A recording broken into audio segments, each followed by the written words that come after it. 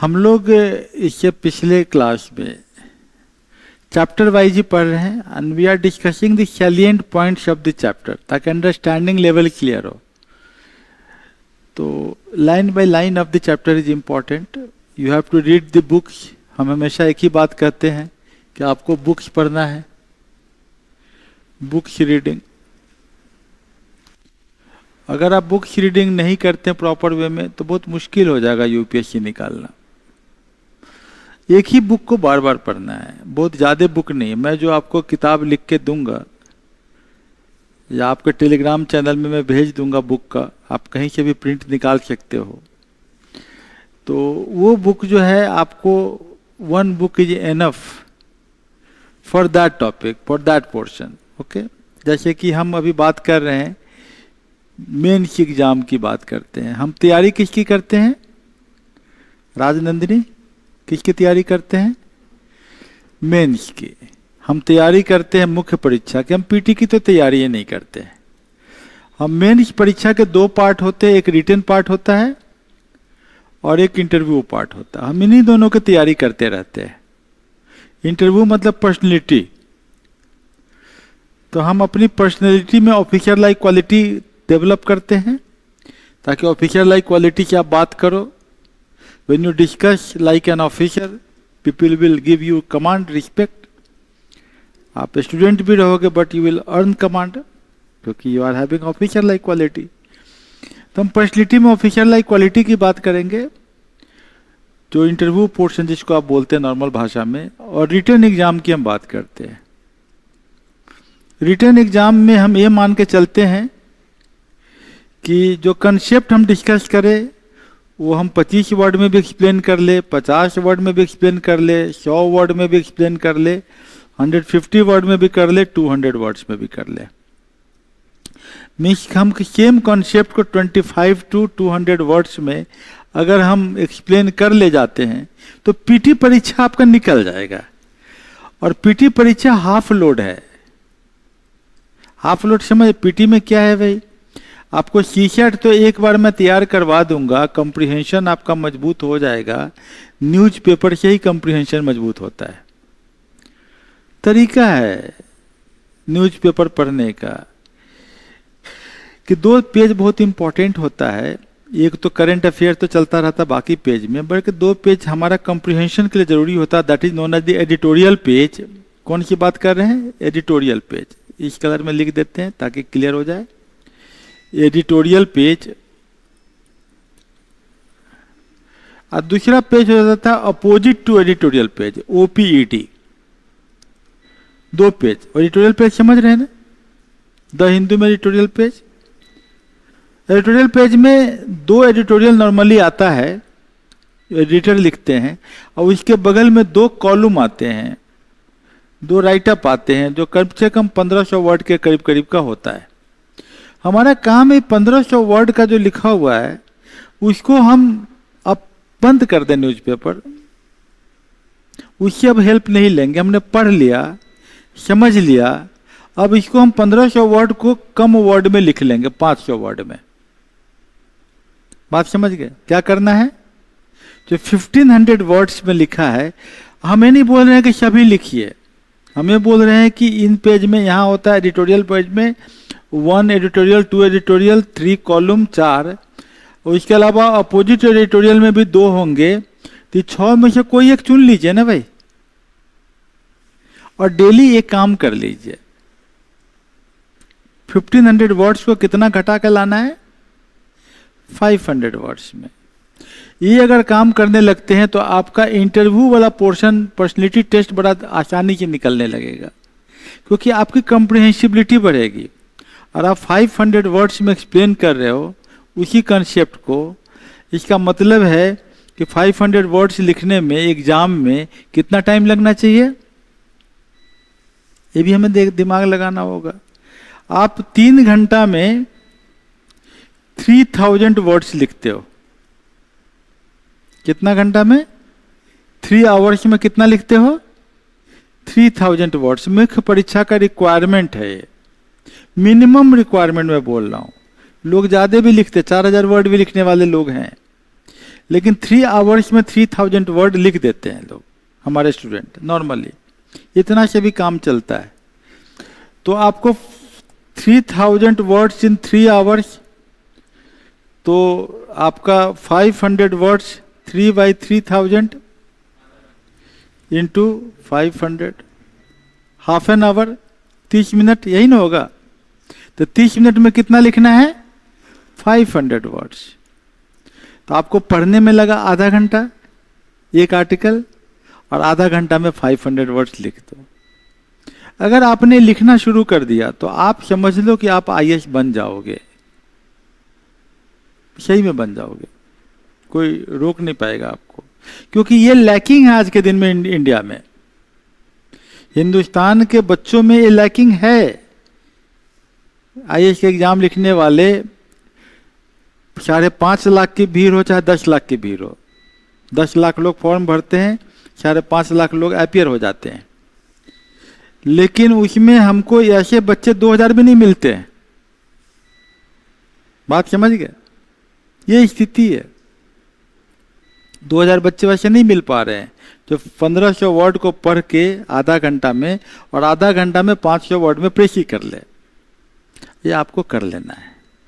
इससे आपका इंटरव्यू की तैयारी हो जाएगी, आपका कंप्रिहेंशन अच्छा हो जाएगा, आपका एक्सप्रेशन अच्छा हो जाएगा। और थोड़ा मेरे लिए एक और काम कर दीजिएगा, जो 500 वर्ड में लिखे हैं उसको थोड़ा सा रिकॉर्डिंग कर दीजिएगा, मुजबानी, फिर कॉपी नहीं देखना है, जो लिखे हैं उसी को बोल लेना है। आप बोल के आप मुझे वॉइस मैसेज में भेज दीजिए, बट बी ऑनेस्ट। ये नहीं कि न्यूज़पेपर पढ़ रहे हैं फिर देख के उसको प्रेसी कर रहे हैं, नहीं। फिर आप 500 वर्ड में लिखे फिर देख के हम पढ़ रहे हैं, नहीं। ये तीनों मुजबानी प्रोसेस है, समझ गए ना? एक बार पढ़िए बढ़िया से, नोट्स बनाइए, जो उतना बार बनाना है, 500 वर्ड में लिखिए उसको, फिर उसको जो है भेज दीजिए। This is the requirement of the time. यही एजुकेशन है। बात समझे? तो 8 बुक्स, 1 न्यूज़पेपर, और आज हमने न्यूज़पेपर के बारे में बताया आपको कि व्हाट इज इंपॉर्टेंट। क्लियर है? बाकी करंट अफेयर है, छोटा छोटा पॉइंट नोट करना है, करंट अफेयर है। लेकिन हमको कंप्रिहेंशन डेवलप करना इंटरव्यू के लिए। नॉलेज तो अपने आप यूपीएससी की तैयारी करते करते, मेंस लिखते लिखते बहुत नॉलेज हो जाएगा। कंप्रिहेंसिबिलिटी डेवलप रहेगा, वॉइस रिकॉर्डिंग रहेगा, वो आपको इंटरव्यू में बड़ी मदद करेगा।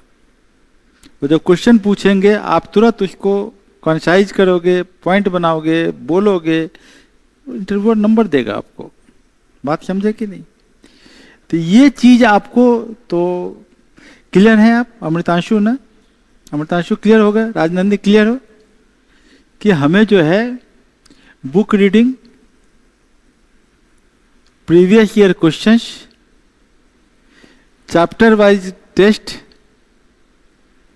टेस्ट पेपर्स, बुक खत्म, यही ना?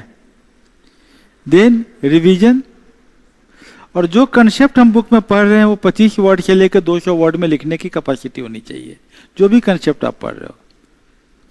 जैसे हम बात कर रहे हैं बुक रीडिंग में क्या कैसे अभी समझने की कोशिश कर रहे हैं, हाउ कैन वी डू। लिख रहा है सेंटर स्टेट रिलेशनशिप। अब ये वर्ड खुद में बहुत बड़ी बात है। हम लोग क्या बोल रहे हैं, India federation word India constitution में नहीं आ रहा है, ज्यादा नहीं आ रहा ना। फेडरेशन वर्ड कॉन्स्टिट्यूशन के आर्टिकल्स में नहीं आ रहा है, यूनियन वर्ड आ रहा है, यूनियन ऑफ स्टेट्स, नहीं ये वर्ड आ रहा है ना, करेक्ट। तो हमारा जो कॉन्स्टिट्यूशन है वो थोड़ा सा टिल्टेड टुवर्ड्स द सेंटर है, मतलब सेंटर के पास पावर ज्यादा है। स्टेट अपने आप में स्वतंत्र नहीं है, it is working under the centre. ये अमेरिका नहीं है, इंडिया है, क्वासी फेडरल नहीं, ये वर्ड बोलते थे। और लेकिन स्टेट को फेडरलिज्म के कॉन्सेप्ट पर तो स्टेट बना ही है। तो दोनों का रिलेशंस क्या है, अब आपको प्रैक्टिकली समझना होगा कि कोई क्वेश्चन आए तो न्यूज़पेपर से जोड़ के समझेंगे। बेचारे बिहार का चीफ मिनिस्टर परेशान है, कॉन्ट्रैक्टर का पेमेंट नहीं हो रहा है, मैं अभी गया था Indira Gandhi institute of medical science में, ठीक। वहाँ के बेचारा जो रजिस्ट्रार हैं, जो पूरा अकाउंट्स देखते हैं, जो वहाँ के एमएस है या डायरेक्टर, उन सबों से मेरी बात हो रही थी। वो बेचारे बहुत परेशान थे। बोल रहे हैं कि सर एक चीज़ समझिए कि बिहार का समझिए कि मेन इंस्टीट्यूट तो Indira Gandhi institute of medical science है, लोग यही आना चाहते हैं। सही बात है कि नहीं है? और समझिए कि एचजीपीजीआई लखनऊ में है। एचजीपीजीआई का जो बजट है वो वहाँ भी ऐसे पेशेंट का फ्लो है, वहाँ भी ऐसी डिमांड है। हमारे बजट से 6 गुना ज़्यादा है। कितना ज़्यादा है? 6 गुना ज़्यादा है। हमारा 500 करोड़, उनका 3000 करोड़। अब पेशेंट वैसे ही आ रहे हैं, सब कुछ वही है, सिस्टम वही है। और हमारे यहाँ दिक्कत ये हो रही है कि रेगुलर हम कॉन्ट्रैक्टर को पेमेंट नहीं कर पा रहे हैं। डिपार्टमेंट होता है, बिल्डिंग शुरू हो जाता है, कॉन्ट्रैक्टर का पैसा लगा हुआ है, उसको पेमेंट नहीं मिलता है, वो काम रोक देता है। मशीन का ऑर्डर हो चुका है, पेमेंट जाएगा तब तो मशीन आएगा, काम रुक जाता है। जो कॉन्ट्रैक्ट वर्कर जो लगे हुए हैं यहाँ वहाँ पूरा बिल्डिंग में, कोई स्ट्रेचर ले जा रहा है, कुछ ले जा रहा है, वो आउटसोर्स्ड है, उनका पेमेंट नहीं हो रहा है, डिले हो रहा है, हमारा सर्विस इफेक्ट हो रहा है। क्या उनकी समस्या आपको समझ में आ रही है? ये समस्या अगर मैं बोलूं कि how it is related with centre state relations, ये समस्या सेंटर स्टेट रिलेशन से कैसे डिपेंड करता है? तो 2 कारण है। बिहार के पास अपना उतना रिसोर्स नहीं है, यूपी के पास इंडस्ट्री है, उनके पास टैक्स का पैसा ज़्यादा आ जाता है, हमारे पास अपना टैक्स का पैसा उतना नहीं आता है। पहली बात सही है। बिहार से यूपी का एरिया बड़ा है तो वहाँ स्टैंप ड्यूटी ज़्यादा आता होगा, ज़मीन का रजिस्ट्री ज़्यादा होगा, ज़मीन का रेट भी वहाँ ज़्यादा है। अब नोएडा वगैरह का तो रेट जान ही रहे हैं, तो कितना उनका स्टैंप ड्यूटी आता होगा। वहाँ लिकर भी है, लिकर का भी पैसा आता होगा। वहाँ बहुत सारे स्टेट के चार्जेज है जो उनको मिल जाते हैं, हमारे यहाँ नहीं मिल पाता है। तो स्टेट के पास पावर कम है, तो स्टेट डिपेंड किस पे होगा? सेंटर पे। सेंटर जो है अपने एक फॉर्मूला के आधार पे कुछ पैसा स्टेट को उनके पॉपुलेशन, उनके एरिया के आधार पे देता है। वो पैसा अगर रेगुलर बेसिस पे नहीं आएगा तो पेमेंट यहाँ पर 500 करोड़ का बजट आपका अफेक्टेड होगा कि नहीं होगा?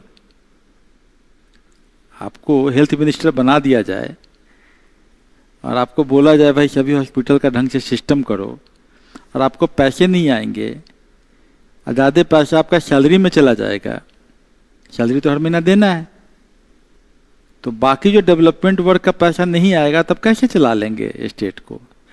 यही तो इंटरव्यू का क्वेश्चन होता है ना,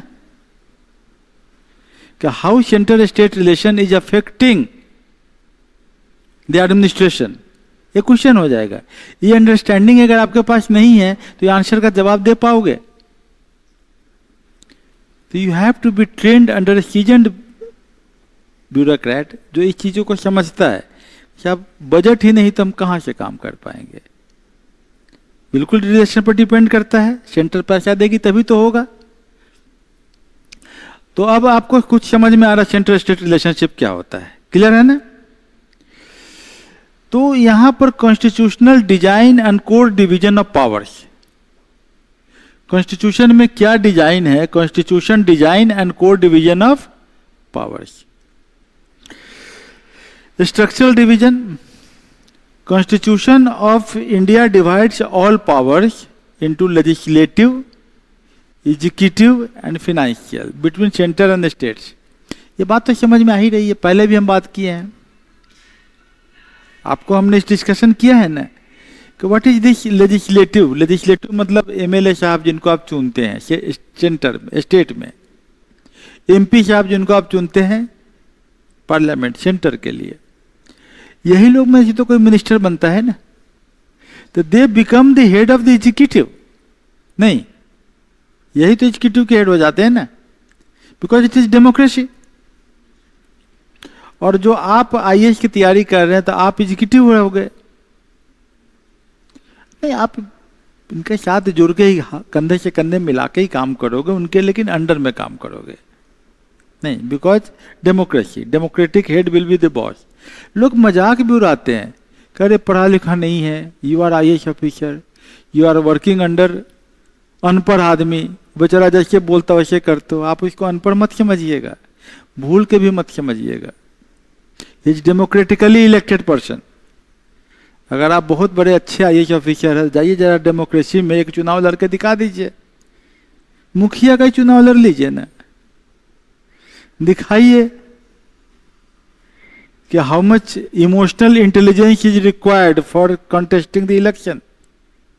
कितना इमोशनल इंटेलिजेंस की जरूरत है, कितने पेशेंस की जरूरत है, कितना गली गली घूमने की जरूरत है, कितना जनता के साथ जुड़ने की जरूरत है, कितना उनकी समस्या को समझने की जरूरत है।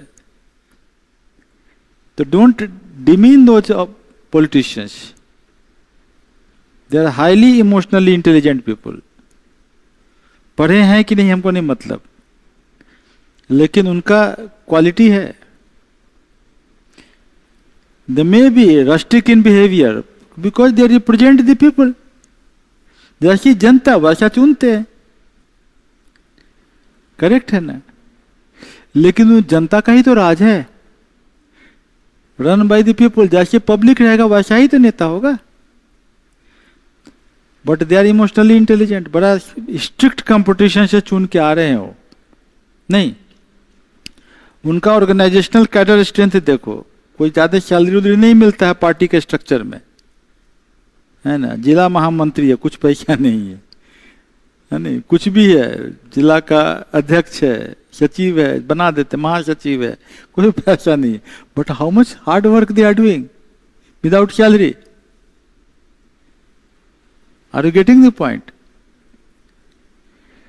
तो आपको उनके साथ डील करना, they are very emotionally intelligent people, बहुत इमोशनल इंटेलिजेंस है उनका। सोसाइटी क्वोशेंट, सोशल क्वोशेंट बहुत हाई है, आपसे ज्यादा है। नहीं है तो आपको चैलेंज है, अच्छा आइए एक MLA का चुनाव लड़के जीतिए, आप दिखा लीजिए कि भाई democratically you can be elected also. तो आपका एक कागजी ज्ञान जो है उसके आधार पर उनको रूल नहीं कर सकते हैं। It is democracy, you are under constitution, legislature will always be your boss. और उनके एम्पैथी को समझिए।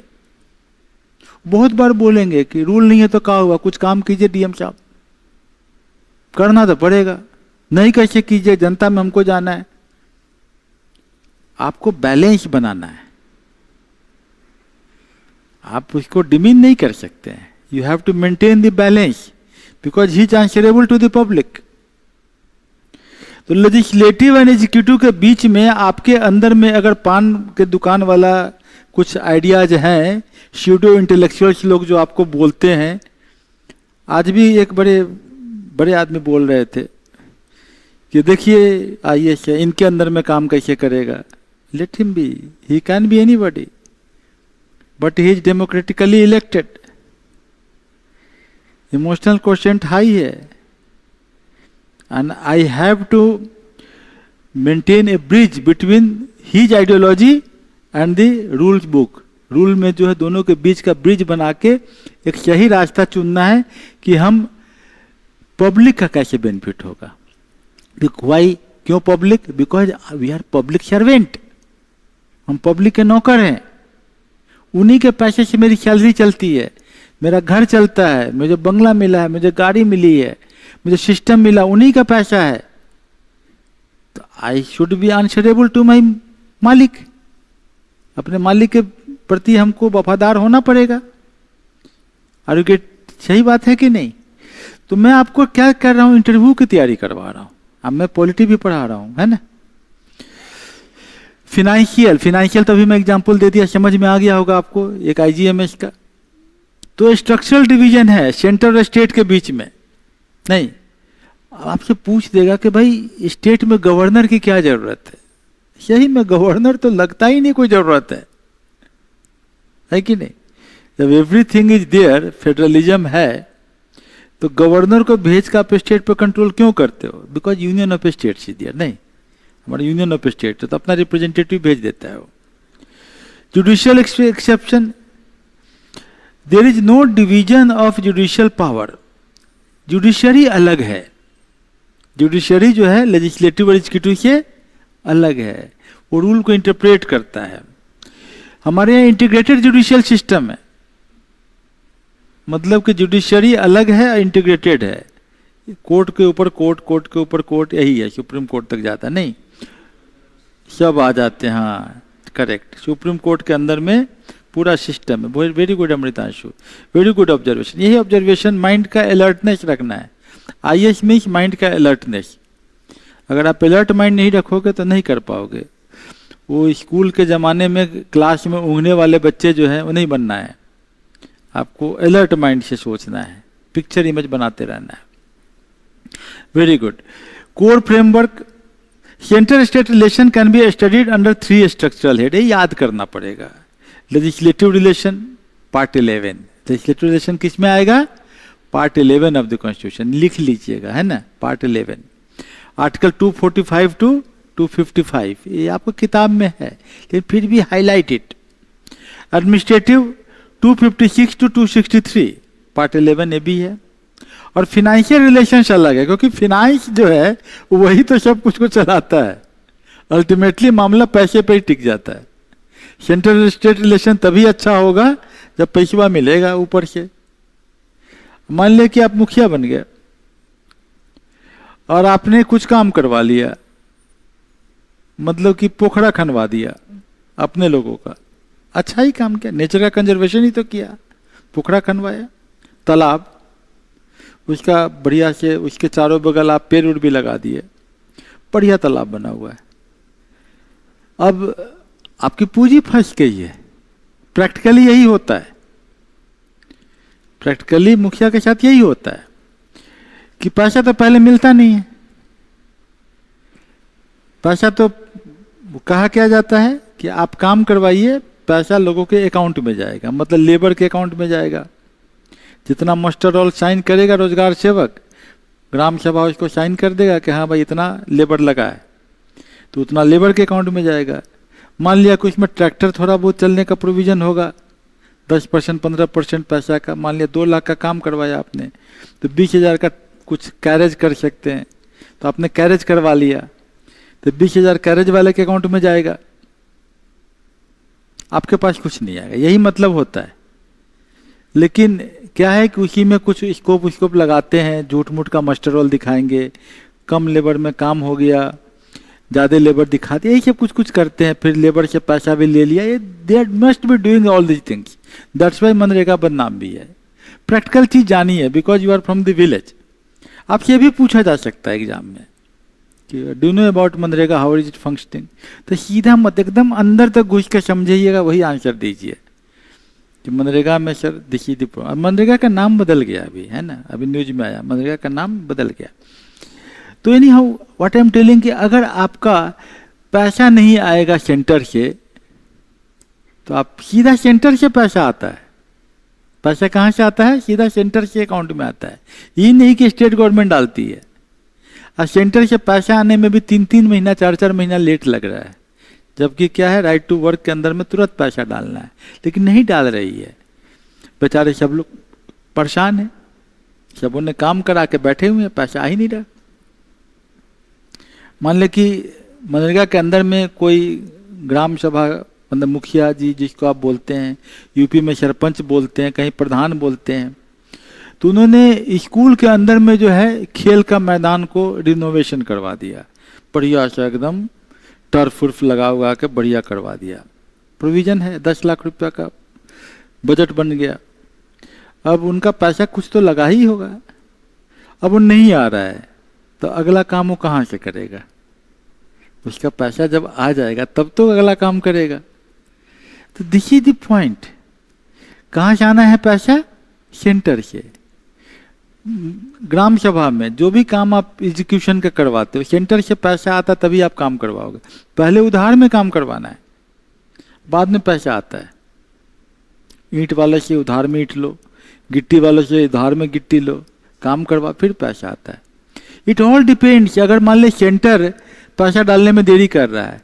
तो 8,400 जो मुखिया हैं, ग्राम सभा के लोग हैं, वो क्या करेंगे? हल्ला करेंगे कि नहीं करेंगे? किसके अगेंस्ट में हल्ला करेंगे? मुख्यमंत्री के अगेंस्ट में नहीं। अब मुख्यमंत्री सेंटर के पास पहुंचेगा, सेंटर बोलेगा पैसा नहीं डाल रहे हैं, आपका प्रॉब्लम बढ़ेगा कि नहीं बढ़ेगा स्टेट में? और आप DPRO है, डिस्ट्रिक्ट पंचायत राज ऑफिसर है, या आप DM है, आपकी समस्या बढ़ेगी कि नहीं बढ़ेगी? आपके जिला में कम से कम 300 मुखिया होगा, 300 मुखिया आके संघ आपके पास बैठ गया, सर बहुत बड़ा प्रॉब्लम है, आप बात कीजिए, आप करवाइए। ये प्रॉब्लम है ना भाई, समझ रहे बात को ना? तो ये फिनांस एक अलग है, पार्ट 12 है, ये याद रखिएगा। फिनांस क्या है? पार्ट 12 है, 268 to 293। लेजिस्लेटिव रिलेशंस को फिर इन्होंने बांटा है अलग अलग। Parliamentary scope, extra territorial jurisdiction लिखा है यहां पर। Parliamentary scope, the parliament can make laws for the whole और any part of territory of India. कर सकता है, किसी टेरिटरी के लिए भी कर सकता है। एक डिपार्टमेंट है सेंटर में, डोनर, क्या नाम है? Donor, department of north eastern region, मतलब कि सिल्लीगुड़ी जो पार करेंगे तो इसके बाद जो स्टेट आएगा वो डोनर मिनिस्ट्री के अंदर में आता है, समझ गए? मेघालय, आसाम, मणिपुर, नागालैंड, अरुणाचल प्रदेश, सिक्किम, ये सब आएंगे उसी के अंदर में। क्लियर है ना? त्रिपुरा। तो ये जो स्टेट का नॉर्मली जो बजट होता है रोड बनाने का, वो ज़्यादा होता है आपके बजट से ज़्यादा। यहाँ 100 फीट रोड बनाने का जो रेट होगा, इसका करीब डबल रेट हो जाता है वहाँ। 2-3 कारण है। ये तो ज्योग्राफिकल एक्सेस, ज्योग्राफी के कारण, क्योंकि रोड उतना सही नहीं है। दूसरा क्या है कि वहाँ पर जो है मानसून, ज़्यादा टाइम बारिश होता है तो काम कम ही टाइम में होगा। तीसरा क्या है? डिस्टर्ब्ड एरिया, बहुत सारे एरिया में ट्राइबल्स लोग डिमांड करने लगते हैं कॉन्ट्रैक्टर से, हमको चाहिए। वहाँ के कुछ रीजनल पार्टी डिमांड करने लगती है। तो with considering all those things a new department has been made. तो क्या है भाई? तो आपको parliament can make laws for the whole और any part of the territory of India. दोनों पार्ट के लिए अलग अलग नियम बना कि नहीं बना? बिहार के 100 किलोमीटर रोड का 1 किलोमीटर रोड का अलग रेट होगा, वहां के 1 किलोमीटर रोड का अलग रेट होगा, नहीं? क्लियर है ना? The territory of India includes the states, union territories and the other area of the time being included in India. Parliament alone has the power to make extraterritorial legislation. Central laws are applicable to Indian citizens and their property in any part of the world. Parliament इसका context में भी, मान लिया कि कोई आदमी है बाहर में प्रॉपर्टी कर लिया, उसका अपना, जैसे कॉग्निजेंट एक कंपनी है, जर्मनी में भी काम करता है, बहुत सारी कंपनी, इन्फोसिस टाटा की कंपनी बाहर में भी काम करती है, तो ये भी उसके अंदर में है। Parliament can make laws for that. State legislature scope, state भी अपना कर सकता है, स्टेट का जो विधानसभा है ये भी अपना लॉ बना सकता है। Constitutional restriction and plenary parliamentary jurisdiction, तो ये जो है president can make regulations for the peace, progress and good governance of the 4 specific union territories Andaman and Nicobar. अभी बड़ा न्यूज में आ रहा है कि अंडमान एंड निकोबार आइलैंड में एक नेवी और इसका कार्गो के लिए एक बहुत बड़ा शिपमेंट का जगह बन रहा है, तो इसके लिए अलग से रूल बनाने की जरूरत है, इसी के अंदर में आएगा। लक्षद्वीप, दादरा नगर हवेली, दामन Diu, Ladakh. In Puducherry, the president can also legislate by making regulations when the legislative assembly is suspended or dissolved. तो आपको समझ में आ रहा है, यू हैव टू अंडरस्टैंड कि भाई कौन एरिया है पुडुचेरी, पुडुचेरी में क्या प्रॉब्लम आता है। तो ये स्पेसिफिक एरिया का आप थोड़ा सा पिक्चर इमेज बनाना पड़ेगा कि पुडुचेरी आपको देखना होगा कि भाई ये जो एरिया है ये एक जगह है कि इंडिया के मैप में 2-4 जगह दिखता है, ये 2-4 जगह दिखता है, समझ गए ना, एक जगह नहीं है। तो आपको देखना होगा कि भाई कुछ एरिया में कैसे, वहां पर क्यों ऐसा नया नियम बनाने की जरूरत है। These all are the powers coming under centre state relations. Distribution जो है, अब आपको समझना होगा, सेंटर का एक अपना लिस्ट चलेगा, सेंटर क्या क्या पावर कर सकता है, स्टेट का एक अपना लिस्ट चलेगा, और एक ऐसा रहेगा जिसमें दोनों मिलकर काम कर सकते हैं, कनकरेंट कहते हैं इसका। और कनकरेंट में ज्यादा पावर किसको जाएगा? सेंटर के पास। पावर किसके पास रहेगा? Both can legislate. जैसे एजुकेशन स्टेट बना सकता है, लेकिन पावर किसके पास ज्यादा है? न्यू एजुकेशन पॉलिसी लागू हो गया, 4 ईयर इंटीग्रेटेड प्रोग्राम शुरू हो गया, तो सेंटर डिसाइड करता है, स्टेट उसमें थोड़ा बहुत चेंज कर सकता है। क्लियर है ना? तो ये आपको पूछ देता है कभी कभी कि भाई सेंटर के अंदर में list 1 is the centre list, union list. Parliament इसमें एक्सक्लूसिव पावर उसी का, इसमें स्टेट कुछ नहीं कर सकता है। कितने हैं भाई? 98। Covers matters of national importance like defence, finance भी होगा इसमें, फॉरेन अफेयर्स होगा, करेंसी होगा, atomic energy, insurance, communication, national highway authority, जनगणना अभी चल रहा है, इंटर स्टेट ट्रेड, कॉमर्स, ये सब इसमें आएगा। वो लिस्ट देख लेना पड़ेगा एक बार। लिस्ट 2 स्टेट लिस्ट, इसमें स्टेट को एक्सक्लूसिव पावर है, 59 सब्जेक्ट है। जैसे पब्लिक ऑर्डर, कहाँ का एसपी कौन होगा, किस जगह का डीएसपी किसको बनाया जाएगा, लॉ एंड ऑर्डर प्रॉब्लम, पुल पे जाम हो गया, गंडक नदी या जयप्रकाश सेतु पे, तो who will go and who will make this, traffic कैसे काम करेगा, आपके स्कूल में ड्यूटी पड़ी, सेंटर हो गया तो कैसे क्वेश्चन पेपर लीक ना होगा, ये सब देखना किसका काम होगा? स्टेट का, है कि नहीं? गर्मी पड़ गई, छुट्टी का टाइम ऊपर नीचे करना है, बस का परमिट नहीं है, स्कूल वाले बस चला रहे, रोक दो बस को, है कि नहीं? कोई इलेक्शन है, कुछ गाड़ियों को सीज करो ताकि गाड़ियां जाएंगी इलेक्शन ड्यूटी में, ये सब कौन देखेगा? स्टेट देखेगा। Public order, police, public health समझ ही रहे हैं, सैनिटेशन, एग्रीकल्चर, खेती के बारे में भाई कितना देना है, किसानों को क्या मिलना चाहिए, कौन सा सुखाड़ग्रस्त हुआ, कौन सा सूखा पीड़ित हो गया, ड्रॉट प्रोन हो गया, कौन से एरिया में बाढ़ के कारण क्षति हुआ, कौन देखेगा? स्टेट देखेगा। प्रिजन, जेल की क्या व्यवस्था है, लोकल गवर्नमेंट, मुखिया जी लोग कैसे काम करेंगे, फिशरीज, मार्केट, कोई थिएटर है, ये सब आपको स्टेट सब्जेक्ट में आता है।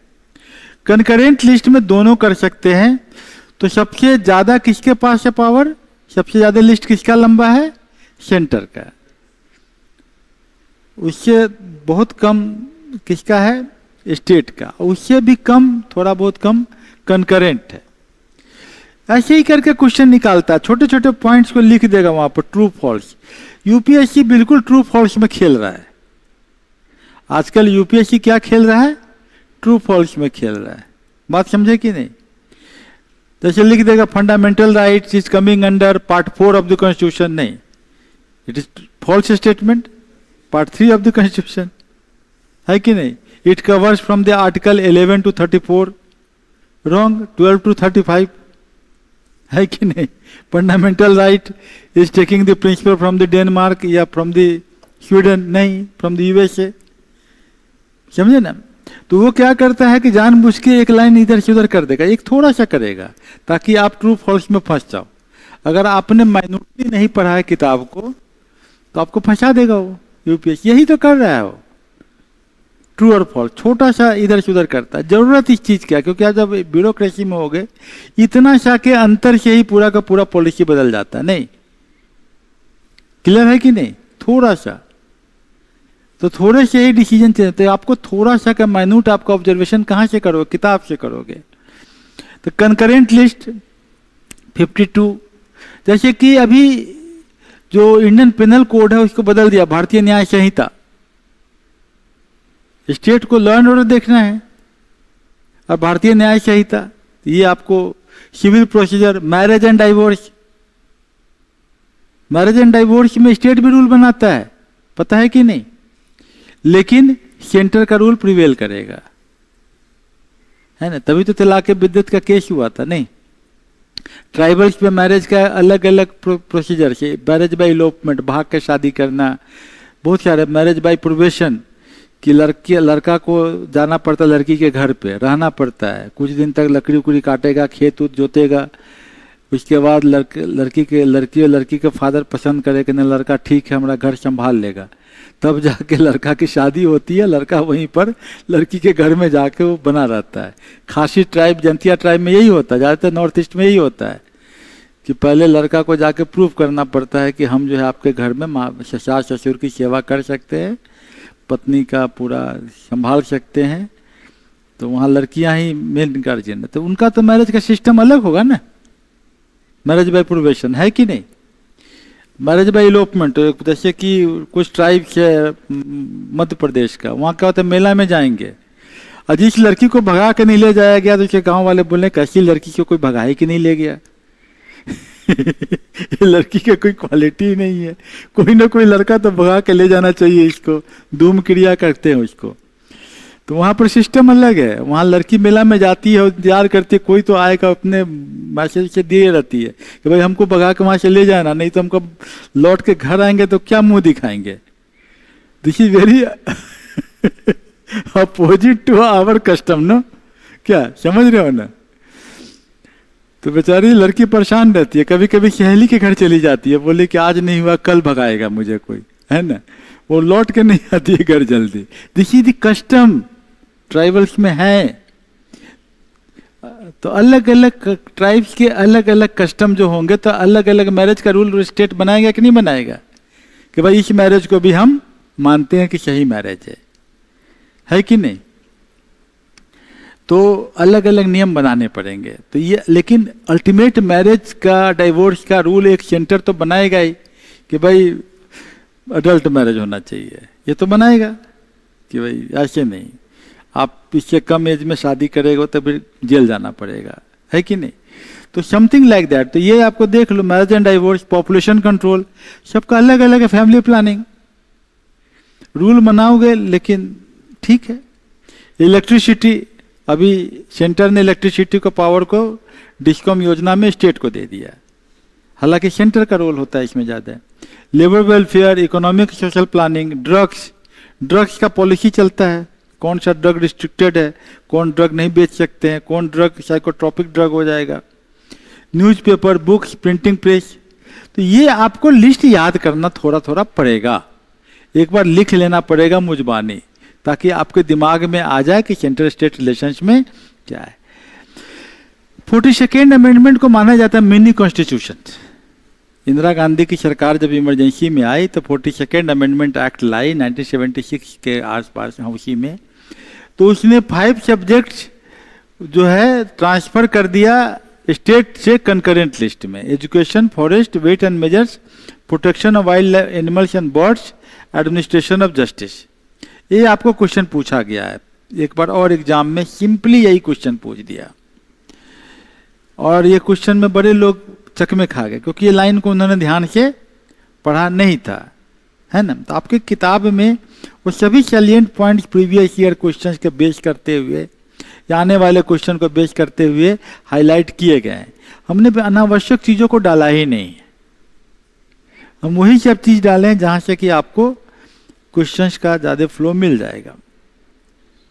कॉन्फ्लिक्ट के बारे में हम बात कर ही दिए हैं। तो ये आपको, हमें लगता है कि ये जो parliamentary legislation of state list, ये हम लोग अब इस पे आते हैं। कंकरेंट लिस्ट ठीक है,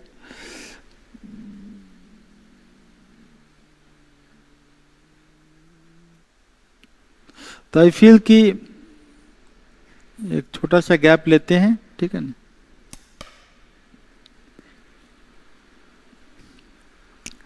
कभी कभी हम लोगों को एक क्वेश्चन आ जाता है कि किसी किसी स्पेसिफिक प्रोविजन में जो 59 मिला भी है स्टेट को, उसके ऊपर भी सेंटर नियम बना सकता है।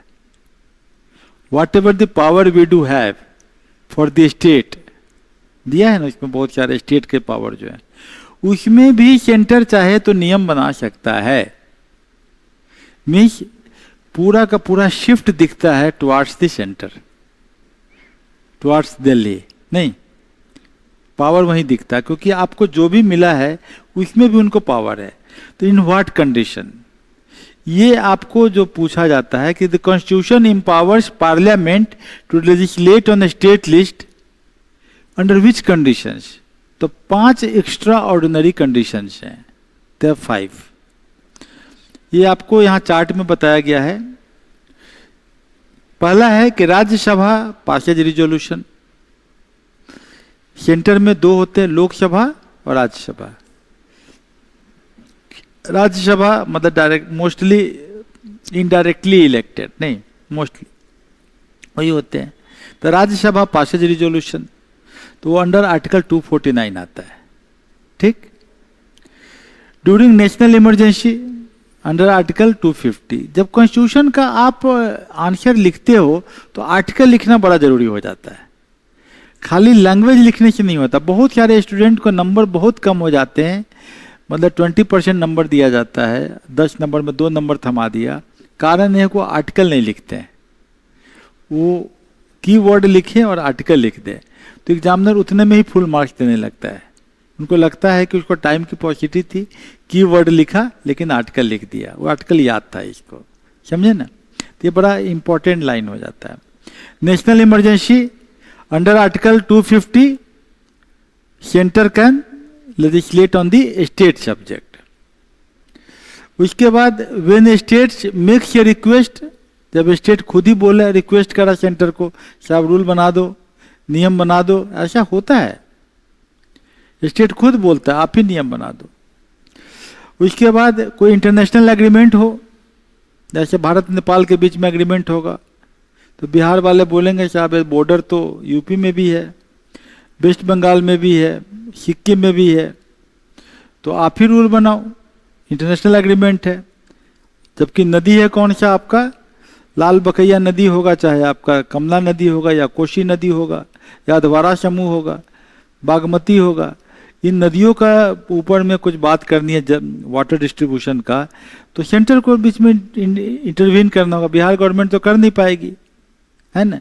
एक ऑब्जर्वर स्टेटस में तो सेंटर ही आएगा। अब प्रेसिडेंट रूल में तो article 249, article 250, article 252, article 253 and article 356, ये 5 आर्टिकल आपको याद रखने हैं, जिस कंडीशन में सेंटर जो है वो आपको बना सकता है। राज्यसभा जब इस तरह का बनाता है तो इसको 2/3 of the members present and voting, 2/3 member वहां पर प्रेजेंट रहेंगे और वोटिंग करेंगे। इसीलिए राज्यसभा से बड़ा जरूरी हो जाता है कि आपके मेंबर ज़्यादा होने चाहिए। बीजेपी क्या बोलती है हमेशा कि राज्यसभा में हमारे मेंबर हमेशा ज़्यादा रहने चाहिए, ताकि हम किसी भी स्टेट सब्जेक्ट पे, अब मान लिया कि वेस्ट बंगाल में ममता बनर्जी थी नहीं मान रही है, या तमिलनाडु में अपोजिशन गवर्नमेंट नहीं मान रहा है, तो चाहता है कि भाई हमको अंडर आर्टिकल 249, इसी पर क्वेश्चन पूछ दिया यूपीएससी में, 249 में हमारे पास राज्यसभा में इतना मेंबर हो जाए कि हम स्टेट के ऊपर में ऑर्डिनेंस बना ले, है कि नहीं। लड़ाई हो गई थी तमिलनाडु में, तमिलनाडु वालों ने बोला कि हम नीट एग्जाम के रिजल्ट को न मानते हैं।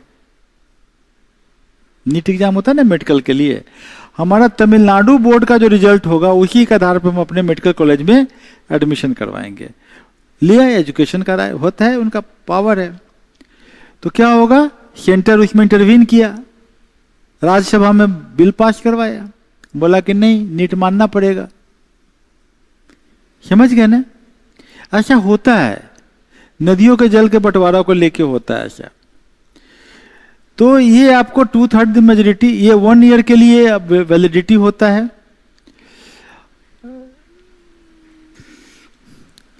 तो यहां पर क्वेश्चन जैसे यूपीएससी में पूछेगा तो इसी लाइन से पूरा करके पूछ देगा, ट्रू एंड फॉल्स करके, कि क्या कंडीशन अप्लीकेबल होगा राज्यसभा में।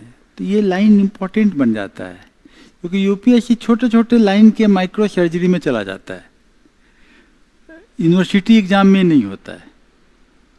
यहीं पर फर्क है। यूनिवर्सिटी एग्जाम में आपको ऊपर ऊपर से पढ़ के सिलेक्टेड क्वेश्चन पढ़ के आप एग्जाम निकाल सकते हैं। यहाँ पर माइक्रो सर्जरी करना पड़ता है, लाइन के अंदर से निकालना पड़ता है। क्या पूछ देगा कि Rajya Sabha declares A resolution supported by 2/3 of the members. वहाँ लिख देगा सिंपल मेजोरिटी, तो गलत हो जाएगा ना। क्या लिखेगा? सिंपल मेजोरिटी वर्ड लिख देगा तो गलत हो जाएगा। 2/3 मेंबर की बात कर रहा है। प्रेजेंट एंड वोटिंग,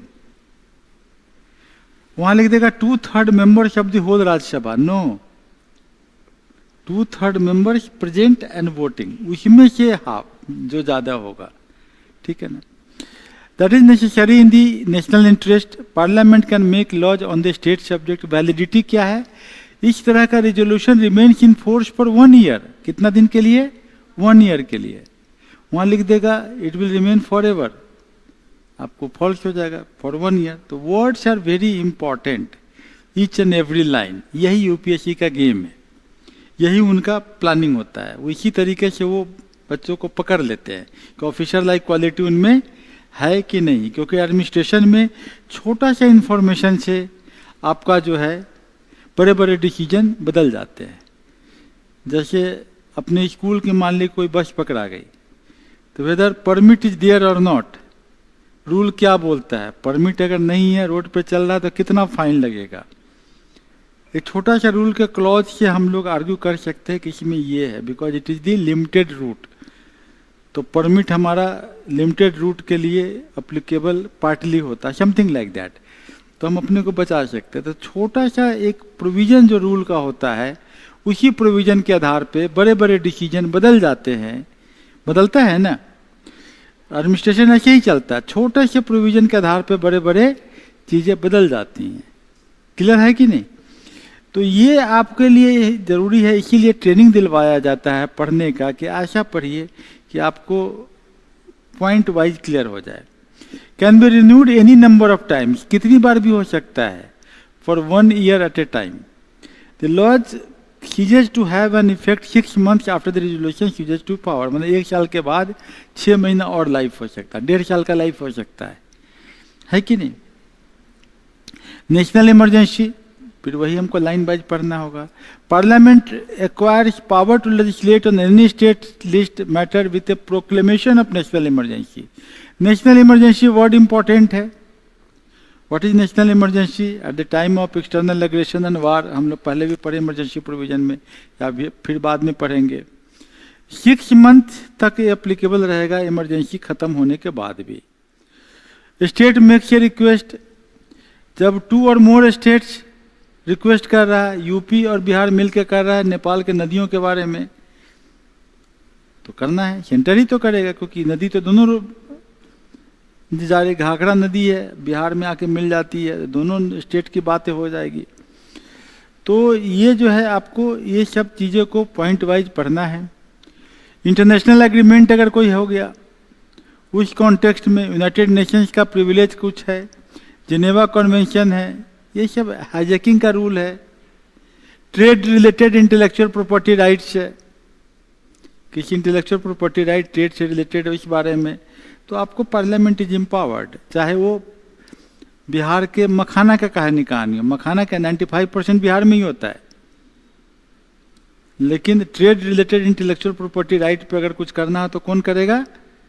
सेंटर कर देगा, ठीक है ना। ड्यूरिंग प्रेसिडेंट रूल, तो ये आपको समझ में आ गया कि एक्सेप्शन रूल क्या है।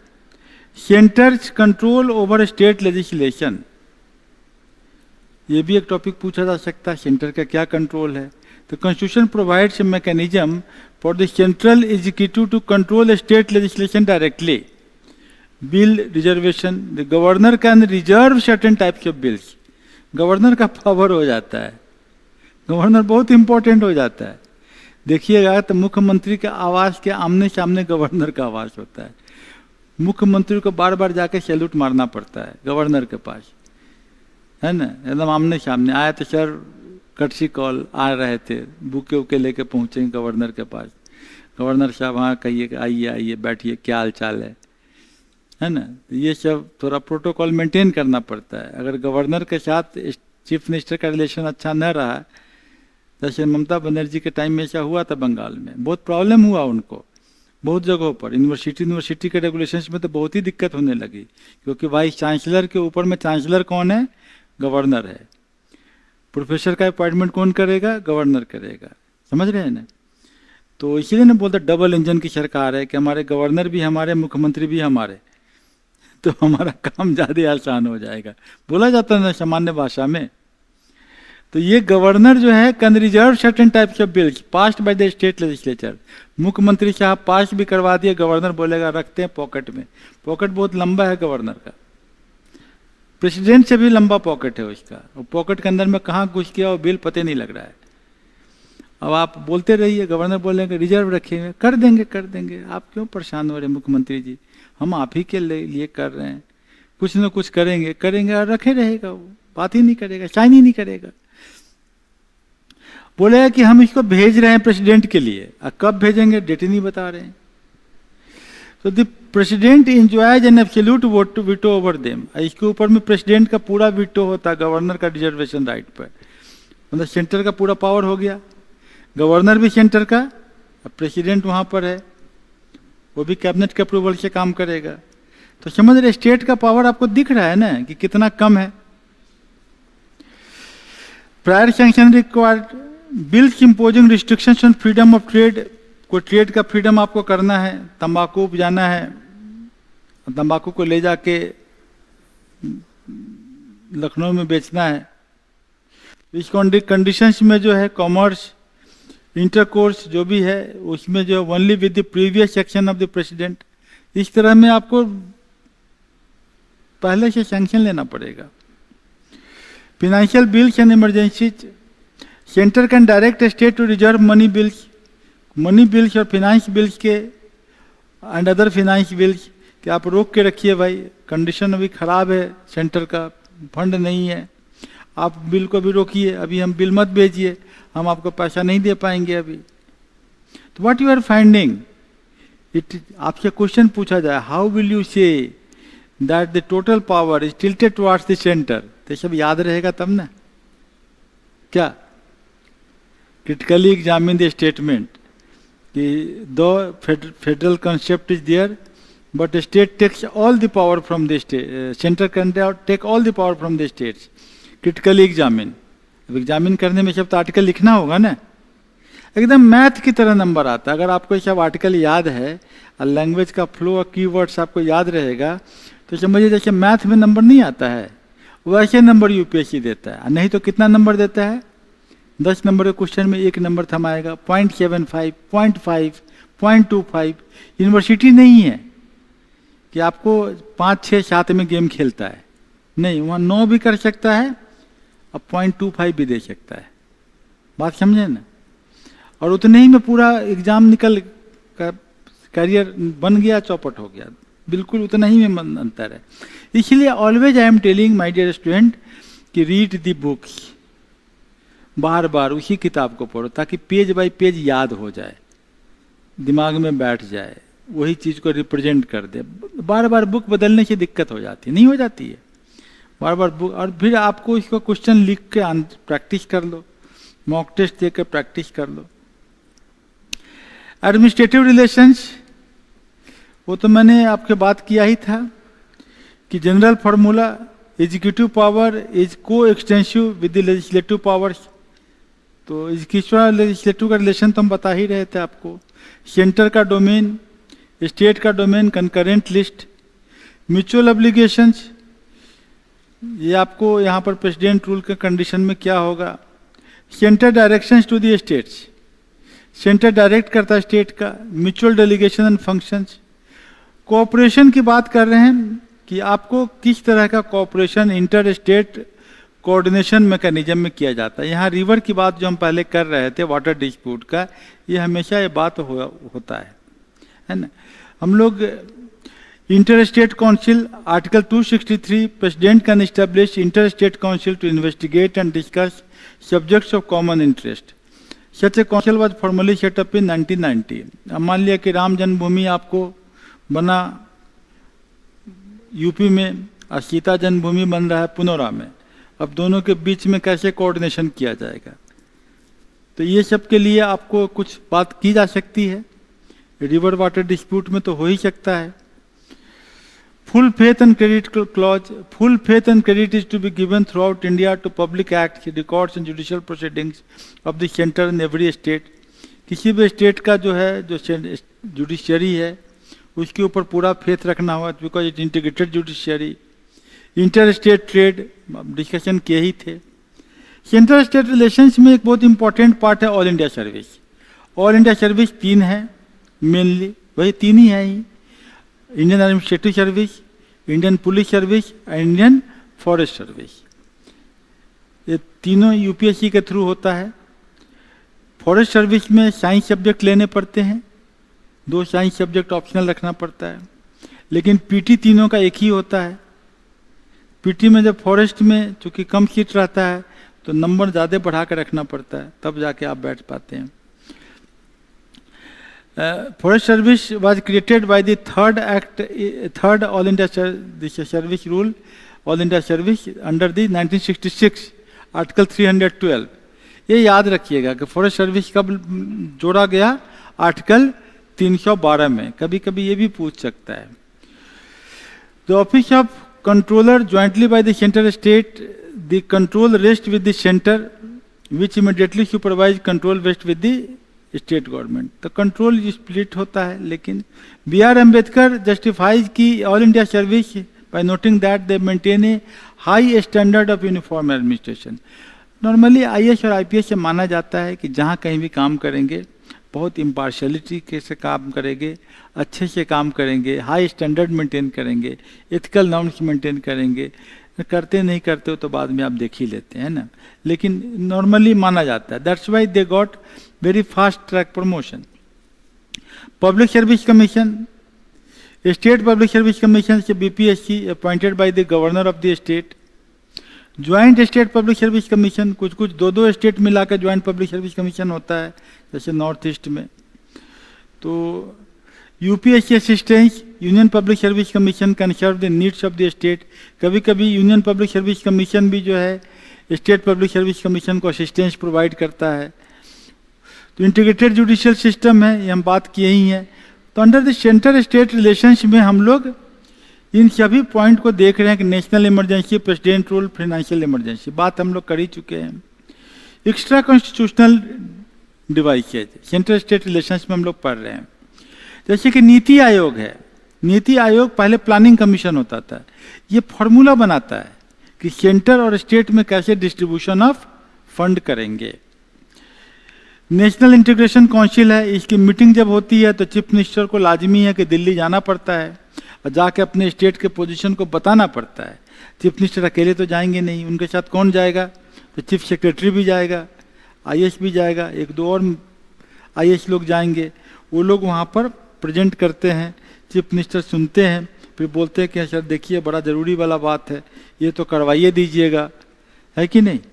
नीतीश कुमार बड़े स्ट्रांग थे इस मामले में, जाके बहुत सारा फंड लाने की कोशिश करते थे, ले आते थे। वो उनके आईएएस लोग भी उनकी बात बहुत सुनते थे, वो लोग उनके हिसाब से प्रेजेंटेशन करते थे। अभी थोड़ा जो भी प्रॉब्लम हो, लेकिन उनको फैक्ट बड़ी याद रहता था, अब पूरे फैक्ट की वहाँ बात करके अपना पोजीशन क्लियर करके ले आते थे। तो ये सब है नेशनल इंटीग्रेशन काउंसिल में। Central council for health and family welfare, ये सब सेंटर के जोनल काउंसिल्स बहुत इंपॉर्टेंट है। जोनल काउंसिल की मीटिंग होती रहती है। डोनर बोले थे ना, department of north eastern region, तो नॉर्थ ईस्टर्न का भी काउंसिल है, उसकी मीटिंग होती है तो नॉर्थ ईस्टर्न को फंड मिलता है। अब बताओ इतना फायदा है, सिक्किम में 6 लाख से 7 लाख के बीच में पॉपुलेशन है। पूरा सिक्किम स्टेट में कितना पॉपुलेशन है, 6 लाख से 7 लाख। हाजीपुर शहर का कितना पॉपुलेशन है? नहीं भाई, बहुत होगा, यहाँ का भी पॉपुलेशन वही होगा। हाजीपुर शहर का 6-7 लाख पॉपुलेशन होगा, बिल्कुल होगा, है ना। शहर की हम बात कर रहे हैं, थोड़ा एरिया जोड़ लो ना यहाँ पर। तो हाजीपुर कॉन्स्टिट्यूएंसी जो है वैशाली का तो बहुत ज़्यादा होगा, 6-7 लाख तो बिल्कुल होगा, ज़्यादा ही होगा। और इतना बड़ा स्टेट को बहुत फंड मिलता है, फंड ही फंड है उनके पास, समझे ना। वो फंड खर्च कहाँ करेंगे ये प्रॉब्लम उनके साथ है। तो कॉन्फ्रेंसेज होता है, गवर्नर कॉन्फ्रेंस होता है, चीफ मिनिस्टर्स कॉन्फ्रेंस होते हैं, चीफ सेक्रेटरी का कॉन्फ्रेंस होता है जिसमें कैबिनेट सेक्रेटरी प्रिसाइड करते हैं। ये सभी चीज जो है दिखाता है कि सेंटर स्टेट रिलेशंस कैसे क्लोजली इंटीग्रेटेड है और दिल्ली कैसे आपका हेड क्वार्टर बना हुआ है कि वहाँ आप जाके कन्विंस करेंगे तभी आपका फंड उंड सब आएगा। क्लियर है ना। तो मुझे लग रहा है कि आपको इतना समझ में जरूर आ गया है कि सेंटर स्टेट रिलेशंस के इम्पोर्टेंट पर्सपेक्टिव जो अभी तक हम लोग आपके किताब का पेज नंबर 177 तक आए हैं वो तो आप पढ़ सकते हैं। नहीं, क्लियर है ना। अब हम लोग इसके बाद आगे सेंटर स्टेट रिलेशंस को और थोड़ा बढ़ाएंगे, थोड़ा फिनेंशियल पावर की बात करेंगे और सेंटर स्टेट रिलेशंस में बीच में जो झगड़ा उगड़ा होने लगता है, नुक्ताचीनी होने लगती है, दिक्कत तकलीफ होने लगती है स्टेट को, तो इसके लिए कुछ कमीशन भी बने हैं, डिफरेंट कमीशन, सरकारिया कमीशन, पंछी कमीशन, डायरेक्ट करता है भाई ऐसा नहीं, थोड़ा स्टेट को भी देखो क्योंकि आप ही के पब्लिक है कि नहीं। तो इस कमीशन के ऊपर में क्वेश्चन पूछा जाता है, उसके बारे में हम लोग नेक्स्ट टॉपिक में डिस्कस करेंगे, ठीक है ना।